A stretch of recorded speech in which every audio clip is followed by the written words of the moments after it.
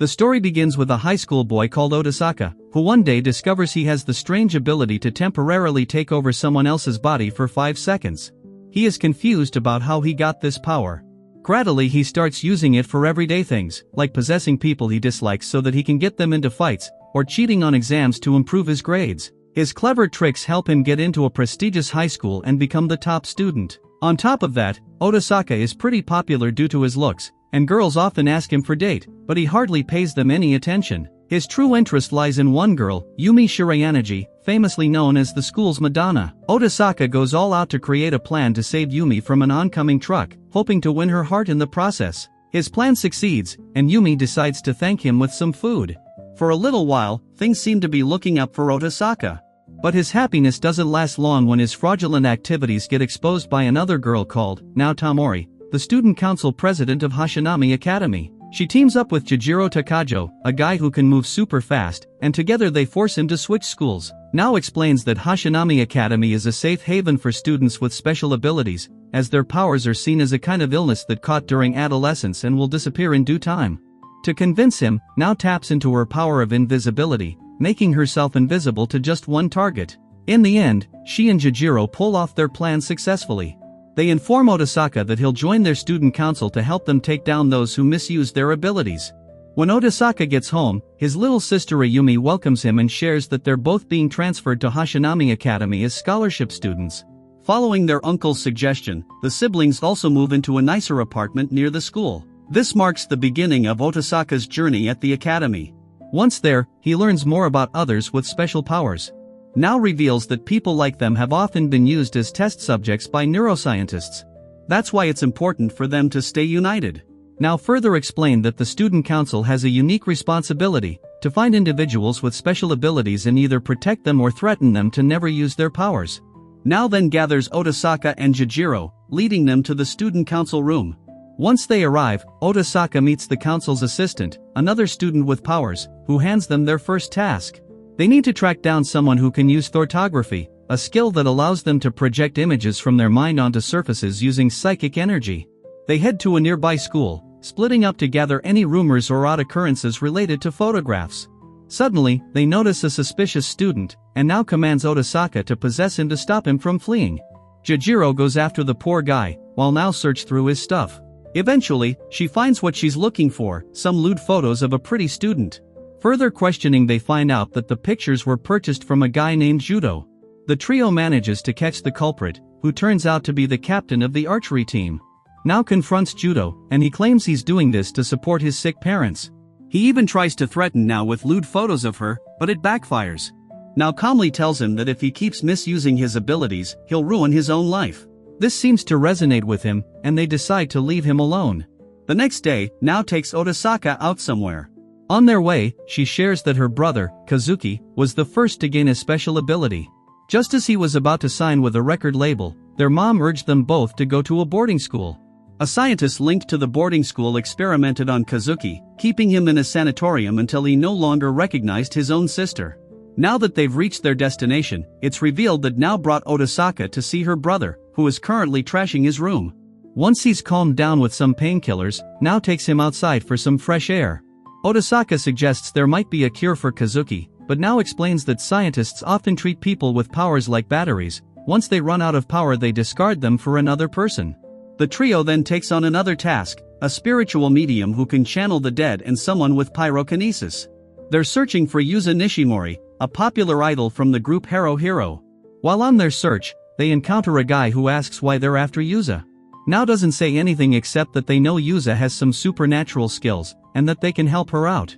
The guy leads them to Yuza, and they find out her powers are pretty unique. She can act as a medium for the dead. This means her older sister, Misa, can take over her body and use her own power of pyrokinesis. Now asks Misa, while she's temporarily in Yuza's body, if she knows why Yuza is being hunted. One of Misa's friends from when she was still alive, hands now a device that Yuza accidentally brought home after a shoot.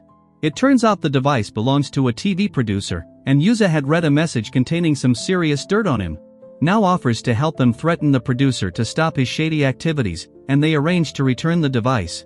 When they get there, Misa takes over Yuza again and hurls a fireball at her friends, who are posing as the producer's bodyguards, to scare him off. With some help from Otasaka, Nao, and Jijiro, their plan works and the producer bolts in fear. After Nao suggests that Yuza/Misa transfer to Hashinami Academy for their safety, Yuza quickly becomes the most popular student at the school. Nao then takes her to the student council room, where their group of 4 receives their next task, a person with telekinesis. Fortunately, Nao already seems to have an idea of who this person is and even some footage of him using his powers. It turns out he's a baseball player who manipulates the game to his advantage. They head over to the nearby school's baseball field to confront him.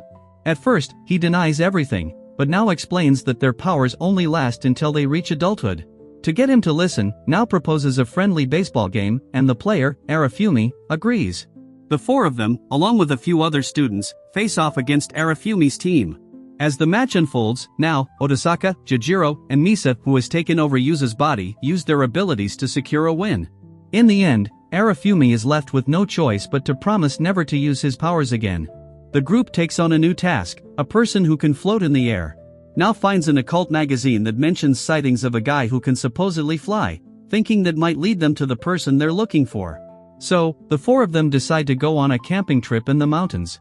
One night, while they're waiting for the ability user to show up, Otasaka spots Nao listening to music by herself. He asks her what she's listening, and she tells him it's a band called Jeaned, which her brother used to love. They end up bonding over music while watching the city light up below. During their chat, Nao casually shares that her dream is to make a music video for Jeaned. She even gives Otasaka her music player so he can enjoy the tunes whenever he wants. When they rejoin Jijiro and Yuza, Nao notices they're being followed by their person of interest. Sure enough, while they're getting ready to roast some corn, a guy approaches them. After a brief chat, he tries to shoo them away so he can practice flying, but it doesn't work. He attempts to grab Nao's camcorder, but she tricks him into an abandoned well to trap him. He uses his powers to fly out and snatches the camcorder. Otasaka takes control of his body to stop him from escaping, and Nao explains the risks of using their abilities. The guy, named Sato, shares that he dreams of flying freely but decides to stop using his powers for his own safety. Once they're back home, Otasaka notices that Ayumi has come down with a fever. The next day, Otasaka notices that Ayumi's fever is still high. In the student council room, the group gets a case about someone who has the ability to make others collapse. They discover that this person lives in the same apartment complex as them. Nao figures out that it can't be an adult since these powers only show up during teenage years, meaning it's likely someone who's homesick from school. Otasaka immediately suspects it might be his sister, and informs everyone that Ayumi is stuck in bed with her fever. When Otasaka and his friends check on her, they find that 3 of Ayumi's friends are already there. Later that evening, Ayumi shares with her brother that she had a nightmare where the ground started cracking. The next day, Otasaka updates the group on what he found, but with so little information about this power, he advises Ayumi to stay home again. Otasaka and Jijiro are called to the student council room, only to find out that Ayumi sneaked into school that day. Meanwhile, Ayumi runs into Oikawa, who then asks her if she's willing to go out and eat with him today after class. Once again, Ayumi rejects him and heads back to class. On her way, she bumps into another friend, Konishi, who accuses Ayumi of stealing her boyfriend, Oikawa. Ayumi panics when she sees Konishi holding a cutter and tries to talk her down. When she couldn't find a way to reason, Ayumi breaks free and attempts to flee, but soon finds herself trapped in a corner. Just when it seems she might be in trouble, her powers awaken, causing the ground to start crumbling beneath her. Meanwhile, the group manages to sneak into the middle school, only to see part of the building collapse. Otasaka rushes toward the wreckage, desperate to find his sister. Just then, a piece of debris cracks and falls right at him. We then see Otasaka waking up in the infirmary, where a nurse calls for a doctor. He quickly asks about his sister, but the doctor sadly tells him she has died. The news of Ayumi's death leaves Otasaka in shock, unable to even prepare a meal for himself. He survives on instant noodles and pushes away his friends when they try to visit. Now that he's out of ramen, he heads to a convenience store to buy some, but instead of going home, he chooses to hide out at a comic cafe far from the city to avoid the student council. Otasaka spends his days in a mess, playing games at an arcade, eating junk food, and sleeping at the cafe. He also gets into a lot of fights with local gangsters, using his powers to turn them against each other. After one of his fights, he sees one of the men he beat up reaching for a box. He opens it up and finds drugs inside. He decides to take it to a quiet spot to try some himself. Just then, Nao shows up and kicks the drugs out of his hands. Otasaka is shocked to find her there and asks how she found him. now explains that she's been following him invisibly the whole time.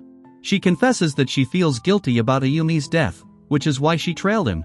Otasaka reacts angrily, but now manages to calm him down and offers him a proper meal. They go to Jijiro's family home, where now cooks a dish just like Ayumi used to make. Eventually, she convinces Otasaka to return home. Otasaka tries to piece his life back together without Ayumi, leaning on his friends for support. Now gathers everyone again, this time to see if anyone wants to join her for Jin's concert. Otasaka grabs the extra ticket.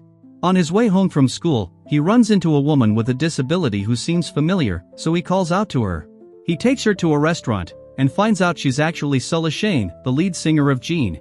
Just before Sulla leaves, he asks if she could meet now, mentioning that she's a fan of the band. However, Now refuses to come visit, so Otasaka takes Sulla to see someone else instead. They arrive to see Kazuki, hoping to trigger some memories that might help him remember someone special. When they get there, they find Kazuki off his medication and once again messing up his bet. Otasaka explains that Kazuki used to be a fan of their band, but due to some unfortunate events, he couldn't achieve his dream of getting a record deal. Sulla steps in and starts singing, which instantly calms Kazuki down. It seems like he recognizes her voice, and Otasaka asks if he can remember his little sister. After Sulla leaves, Kazuki manages to say Nao's name. Otasaka then gets a call from Nao, who's at the hospital and thanks him for helping her brother. Later, Otasaka meets Nao at a gig for Jin. And he can't help but feel a bit smitten seeing her in casual clothes.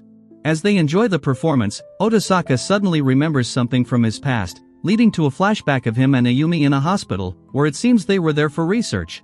While waiting in line for food at the cafeteria, it's revealed that they have an older brother named Shansuk, who has the ability to time travel. While the siblings are having their meal, Otasaka thinks about how the scientists believe his power only allows him to control someone's body for 5 seconds. He worries that if they discover his true abilities, they might imprison him like their older brother. Just then, a guy named Komagami sits next to Otasaka, and whispers that he's found someone with telepathy, capable of sending and receiving messages. Komagami instructs Otasaka to take over someone's body first and then shares the location of the telepath. After a while, Ayumi is taken away by guards to an unknown place, and Otasaka protests claiming she has no powers. When he reaches out for her, he gets tossed and wakes up to an earthquake, and an announcement that their block will be temporarily shut down. A researcher enters Otasaka's room and explains that Ayumi's collapsibility was forcibly revealed, causing the earthquake. Since she's too powerful, the scientists plan to dissect her and eliminate her afterward. This pushes Otasaka to use his plunder ability to save Ayumi, revealing that his true power is stealing others' abilities when he takes over their bodies. Otasaka sneaks into the telepath's room and swipes his powers, but a guard spots him and tries to shoot. Just then, a woman's voice distracts the guard, and she knocks him out using only her mind. Meanwhile, Otasaka navigates through the building and connects with his brother, who's tied up inside. He warns that Ayumi is causing a ruckus and is about to be experimented on. As he runs, gas starts leaking from the walls, forcing him to halt. Shurchino, a friend of Komagami, advises Otasaka to use his permeation ability to reach his brother. He follows the advice just as guards start firing at Shurchino. Otasaka phases through the walls, reaches his brother, and frees him from his restraints. His brother activates his time leap just as the guards burst in. We then shift back to the present, where Otasaka wakes up in a room with Nao. She informs him that he fainted during the mission. And he mentions he might have another brother. Just then, Komagami walks into the infirmary. He's the one who's been assisting them in tracking down people with special abilities. Komagami tells them that Otasaka can save Ayumi using his brother's time leap power.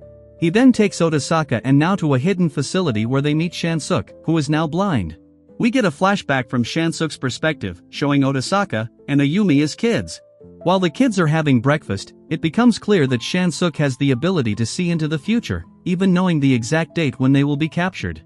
He shares that after creating a time leap, he formed a friendship with Komagami, who introduces him to the rest of their group. There's Shurchino, who can walk through walls, Madoki, who can put anyone to sleep but ends up dozing off herself, and Madamori, who can wipe memories with a touch. Shansuk successfully builds a secret organization of teens with unique powers. Eventually, he realizes they need money to hire more people, so he decides to make another time leap to the past to gamble on horses or win the lottery. However, using his powers so much starts to blur his vision, and he realizes he's gradually going blind. During breakfast with his siblings, young Otasaka asks about his high school plans, which inspires Shansuk to create Hashinami Academy to protect his siblings and other kids from being experimented on by scientists. But he knows he can only make one last time leap before losing his sight completely. He travels back, saves everyone, and purchases a school to kick off his plans. In a final act, he asks to erase Otasaka and Oyumi's memories of him, as he can't risk anyone knowing he exists. Komigami also gets in on the action by establishing another school dedicated to safeguarding those with special abilities. In the present, now tells Otasaka that she and Jijiro have always been aware of his real power. Upon further investigation, they find out that everyone Otasaka has possessed has lost their special ability, making it clear that once he takes it, it's gone forever. Shansuk then asks Otasaka to use his time leap to go back and save Ayumi by taking her collapse ability. Otasaka travels back to the day when Ayumi is on bed rest. He quickly shares with Nao and the others what Ayumi's special ability is and relives the whole day with Nao. Before she leaves his apartment, he reveals to Nao that he actually used the time leap to save his sister, and she understands everything. Otasaka goes back inside and steals Ayumi's ability before she gets into the accident. Next day, Otasaka drops off Ayumi at school. Now, Jijiro and Yuza appear and disguise themselves to sneak into the middle school.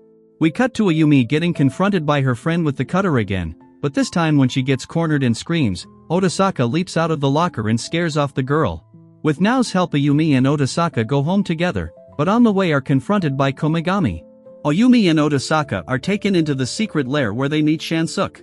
Once the siblings get reacquainted with each other, Shansuk tells Otasaka that he's now in great danger because there are syndicates that will be going after him. Shansuk tells Otasaka that he needs to stay there with him until the abilities disappear. He takes his siblings on a tour around the facility, where they discover that the research facility is creating a vaccine to prevent future outbreaks before particles are spread all over the world.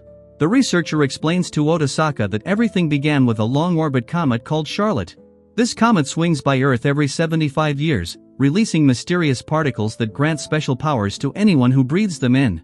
Shansuk also informs his siblings that while the vaccine can stop future abilities from appearing, it won't help those who have already gained their powers. Ayumi is then introduced to other ability users at the facility, including Shansuk's friends, as they prepare to live together. As time goes on, Ayumi and Otasaka start to fit in well with the group. However, when Komigami catches a scent from another ability user, he decides to meet with the student council. Otasaka wants to tag along but is held back due to the danger. While being driven by Furuki, Komigami senses something is off. Furuki begins talking about threats to his family and takes Komigami to a secret location. There, a group steps out from the shadows and tells Furuki to leave. Komigami is then subjected to physical abuse and gets restrained. Once he regains consciousness, he is tasked to give them information about every ability wielder he knows. He initially resists but ends up revealing details. Meanwhile, Shansuk receives a call from the group's leader, who demands he hand over Otasaka or else Nao will be harmed. Shansuk comes up with a plan for Otasaka to rescue Komigami and Nao, but Otasaka starts to freak out at the idea of doing it alone. After a bit of hesitation, he agrees, and Furuki takes him to the rival group's hideout. Once they get inside, Otasaka quickly uses his looting ability to check for any weapons but finds nothing. Meanwhile, Nao and Komigami are locked up in the basement, putting them at risk if he decides to use his collapse ability. When an enemy injures his eye, he loses the chance to time leap back. Feeling desperate, Otasaka goes ahead and uses collapse along with telekinesis to escape danger.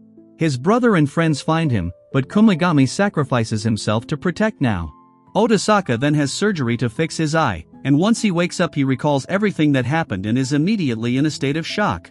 Shirchino gives him a sedative to prevent him from using collapse and informs him that he's been in a coma for 2 days, and that Komigami is gone.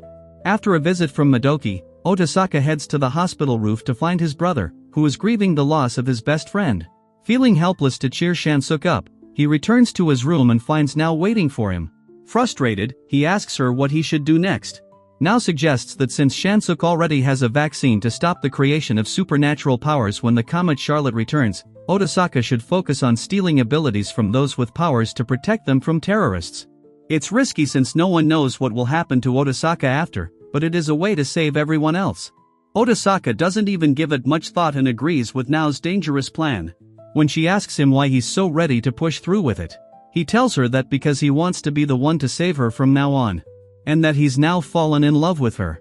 Nao is a little confused by the sudden confession, since their compatibility is a little off. but eventually tells Otasaka that she'll be waiting for him after he saves everyone else. Otasaka starts with Now and steals her invisibility. Then Otasaka makes his way back to the roof and tells his brother of his plans. Shansuke says it's impossible, but Otasaka's mind is made up, and he sets off to steal everyone's abilities. After getting discharged from the hospital, Jijiro and Nisa ask him to now take away their abilities. Otasaka is a little hesitant because if he takes away Yuza's power then Nisa will fade away. But she assures him it's fine, and Otasaka takes away their abilities. Otasaka travels the world to steal everyone's abilities, including those who haven't fully shown their power yet. However, as he keeps taking powers, it slowly takes a toll on him as he starts losing his sense of self and his memories. As the days progress, Otasaka starts to lose more and more of his memories, even forgetting who Now is. Still, on the days when Otasaka has full control of himself, he continues to loot the abilities of people around the world. News of his mission spreads across continents, and people now dub him as the One-Eyed Grim Reaper. One night as he's looking for the very last ability wielder, he gets shot by a man with an arrow. Weakened from the weight of the powers in his body, Otasaka is brought to his knees. Just then a young girl comes to his rescue and buys him enough time to get back on his feet. He steals the girl's ability and tells the girl to go home. He faints from overexhaustion, and luckily his brother finds him and brings him back to Japan. Once Otasaka wakes up, he's forgotten everything about himself and everyone else. Now greets him saying she's his girlfriend, but he doesn't remember her at all. Now gets a bit sad, but she greets him happily anyway, welcoming him back home. We then see Otasaka surrounded by his family and friends, promising each other to fill their lives with only fun things from now on. And this brings the anime to an end. Don't forget to like and subscribe if you enjoyed.